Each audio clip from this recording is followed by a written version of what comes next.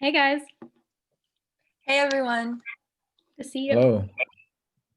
I'm Caitlin Struckle and I'm from the Department of Physical Therapy.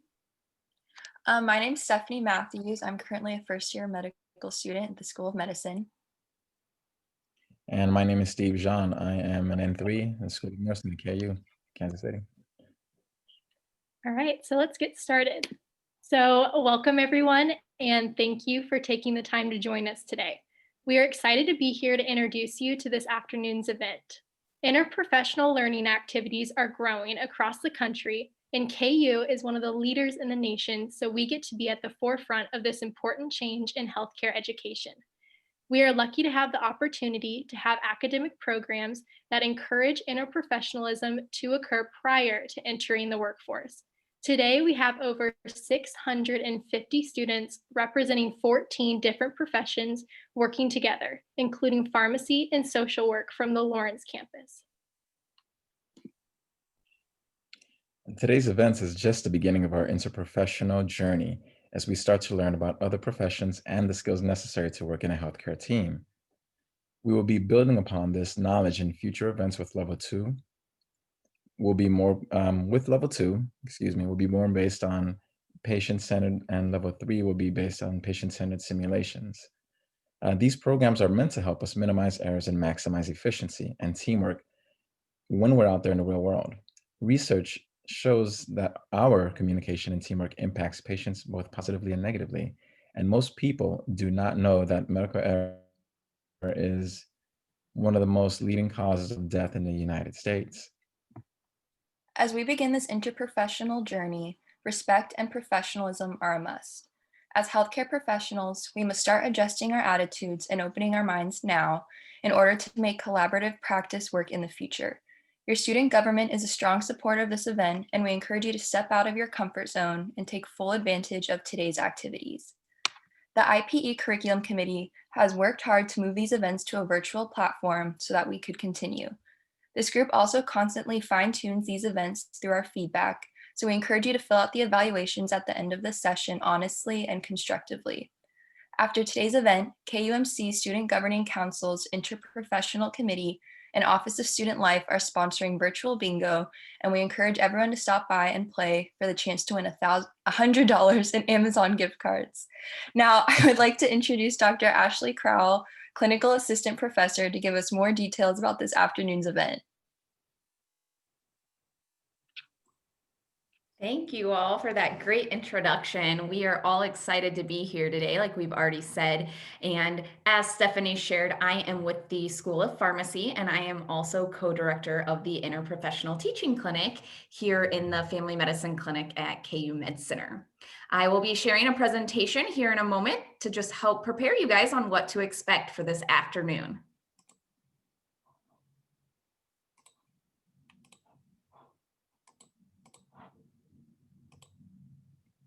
All right. So as Steve shared, this is called the Foundations of Interprofessional Collaboration, and you guys are participating in level 1 today. We want to make sure you are familiar with some interprofessional terminology before we get started. So first we have IPE, or interprofessional education. And this is when students from 2 or more professions are learning about, from, and with each other. And we hope that you continue to do this throughout your time in your program so that eventually when you graduate, you will then go on to practice interprofessional collaborative practice, or ICP, when multiple health workers from different professional backgrounds work together with patients, families, carers, and communities to deliver the highest quality of care. And you'll hear us touch on that a few times throughout this presentation. We have built these FIPC level programs based off the IPEC competencies. So our first competency is values and ethics for interprofessional practice, roles and responsibilities, interprofessional communication, and teams and teamwork. Now, each program may not incorporate all of these competencies, but through each one, we will touch base on all of these. And then just to give you a visual of what to expect. So as I said, today you are participating in level 1. This is really just to build that foundation and knowledge around interprofessional concepts, as well as communication tips when working as a team. Then next fall, you all will participate in our level 2 event, where you actually get to apply the skills we're teaching you today to a patient care case. And then lastly, we have level 3. As of now, not every profession gets to go through level 3 due to space and logistical issues. But in level 3, that is when you get to demonstrate all of these skills in a simulation, which is really fun and exciting. And through all of these programs, again, like I said, our goal is to provide healthcare members who know how to work as part of an interprofessional team. We've already shared some of this background, but just want to reiterate that we have over 700 participants or just about participating across 3 different campuses in this event. So it's a really huge undertaking.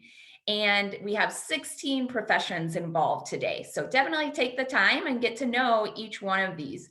Your group may not have someone from each of these different professions, but if you go onto our CYPR website, which the facilitators will share with you, you can go and read about each of these professions to find out more information. We strongly believe in this basic assumption, and we want all of you to incorporate this and keep this in the back of your mind throughout today and then anytime where you're working as part of a team. So we believe that everyone participating today is intelligent, capable, cares about doing their best, is a valuable part of the healthcare team, and wants to learn how to provide the best quality and safest patient care possible. And I think if we can keep that in mind at all times, then we will all work together as the best healthcare team we can. We want to remind you that teamwork is all around us. It's not just in healthcare. And actually, where a lot of these principles and skills come from are actually from the military and the airline industry. But when you're thinking about a high functioning team, we want you to think about any team that you've been a part of. And some skills you might want to look for or demonstrate when you're working among a team are listed here. So they include being open, demonstrating respect and professionalism, being encouraging, clarifying if you don't understand something, not being afraid to ask questions, and accountability. So keep these in mind as you go through this afternoon. And we also just want to let you know in our current healthcare system, there is much room for improvement. And that's why we're here today, is to learn and grow and keep being better. Another part of the why we're doing this is, like Steve shared, the third leading cause of death come from preventable medical errors. And the number one reason why these medical errors occur is due to communication failures and not being able to work as an effective team. So we really want you guys to take what you learned today to heart and know that we want you to put this into action. It can't just be talk, it's got to be action. The team steps model is something that we use as a framework. And so I'll just walk you through this very quickly. This was created originally by the military about 30 years ago, but here in the last several years has really built momentum in the healthcare industry. And so we've been utilizing it again to frame how we work as a team. So you'll see here at the center is sort of our patient care team. And within this care team, we want to incorporate and demonstrate these 4 key skills. And when we demonstrate situation monitoring, mutual support, communication, and leadership, this is going to impact those team outcomes. So we'll improve our knowledge, we'll have better attitudes. There's data out there showing that when working as a team, you tend to be more satisfied with your job. And of course, we're going to provide that better or higher quality patient care. And when we incorporate these skills, become more knowledgeable, have a better attitude, then that's going to lead to us performing better as a team. So we're going to go through some things that we like to call our Team Steps Toolbox. And these are things that we want you to remember and try to utilize this afternoon and when you participate in other level FIPC level programs or when you're working as a team. The first one is a brief. So you might think about this at the start of your day when working as a team, or maybe when you first come on to your shift. And this is where you just took time to meet as a team to first recognize who's all on your team today. What are their roles and responsibilities? And then also making sure that everyone has the same shared mental model, that we're all on the same page with the same goals in mind. Then throughout your clinic session or throughout your shift, things are going to change. New labs are going to come back. Maybe you'll get new patients added on to your floor. And so taking time to do huddles, this is just a time to, again, reformulate your plan, make sure you're on the same track and that everyone sort of gathered that same information. I can say that we use briefs and huddles in the interprofessional teaching clinic every single day, and our teams function so much better when they utilize these concepts. Some things you can use to prevent those errors from occurring and keeping everyone safe is first cross monitoring. So that's just saying, hey, we're all going to have each other's back. If I see you forgetting a step or forgetting to put in a patient's allergies, it really could be anything. Speaking up and saying, hey, don't forget to do this, or I just wanted to make sure this was going okay. So really monitoring the situation and speaking up if an error or a mistake has been made. And then the other term that we like to use is abbreviated for CUS. And we want everyone to know this word so that when they hear it, they will recognize it right away and know, okay, this is a safety issue. I need to stop what I'm doing. I need to listen to what this person is telling me. And so CUS stands for I am concerned. And if the person you're relaying this information to still isn't getting it, still isn't listening, then you would go on to I'm uncomfortable. This is something we need to address, or I think this should not be happening. And then the third step of that is safety. So you would say, this is a safety issue. We need to stop what we're doing. And so we'll go through that a little bit more today as well. We also want to make sure you're familiar with SBAR. So there's going to be several students today that have already been familiar with this and utilized it in your courses. And there's going to be others of you who probably have no idea what I'm talking about, and that's okay. That's why we're all here today, to grow and learn from each other. So SBAR is a tool that we can use to communicate a care plan, and it stands for situation, background, assessment, and recommendation. And some programs out there actually use the ISBAR, which just starts with introducing yourself and your role or profession, and then following up the SBAR with repeating your recommendation so that the person receiving the information really understands what your recommendations are. So again, if this is something new to you, don't be afraid to raise your hand and ask for help. And for those of you who feel like you're experts on this, go ahead and put your teaching hat on and share kind of the tips and tricks that you've known so that you can help your peers learn how to do an SBAR. And then the last two tools we'll talk about are used for closed communication. So the first one is call out. So if you look at these beautiful parrots, I hope, and how they might signal an alert or a sign to their other birds to let them know something's happening. We can do this in healthcare as well. So that could be notifying, hey, we've got a patient with a code blue. I need X, Y, and Z. Calling out those critical information or need to know information for the team. And then closing that loop of communication, we call that check back. So maybe you're saying, this patient's having an allergic reaction. I need pharmacy to administer 25 milligrams of Benadryl IV push. And then the pharmacist would say, okay, administering 25 milligrams of Benadryl IV push now. So again, just closing that loop of communication so that everyone is on the same page. We also want to remind you that, again, the why behind all of this is really our patients. So we want to provide patient-centered care, and that means exactly like this photo shows, the patient is at the center of all of us. And so we want to partner with the patient and the family to include them as a team member. This increases transparency and also improves communication.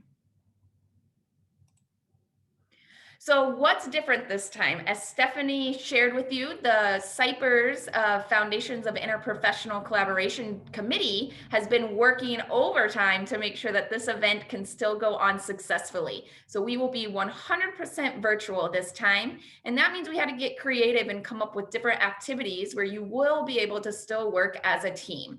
So in your small breakout groups, you will be utilizing the whiteboard, as you can see on this screen right here. So we'll get to see some of your artistic abilities.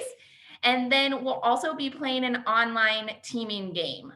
So get your competitive hats on, guys. We hope it'll be a fun activity and you all will enjoy it.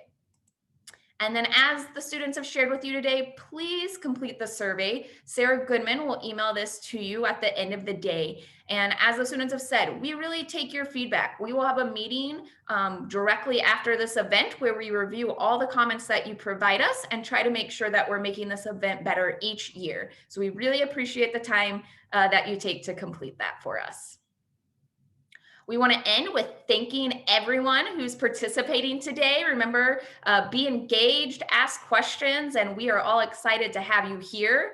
We want to give a huge shout out to Sarah Goodman because without her, this whole thing would not be successful. She keeps everything so detailed and organized for us. We are really grateful. We also want to thank Ryan, who couldn't join us on this video today due to internet issues, but who's been instrumental in making sure that this event goes well for all of the students, our CYPR Team Steps planning team, and then of course, all of the students who are here today and our facilitators. So please, as a student, thank your facilitator at the end of the day. They put in a lot of work to make sure this event goes well for you also. So now it's time for you to start the afternoon. Remember, the more you put in, the more you're going to take away from this experience. Attendance will be taken, so please make sure that you show up. And as you can see with the students here, we want you to put your first and last name, and then in parentheses, put your profession so that we all know where we're coming from.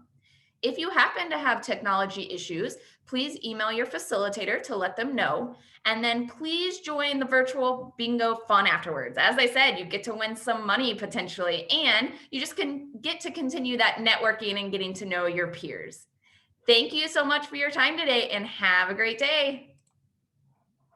And remember to have fun.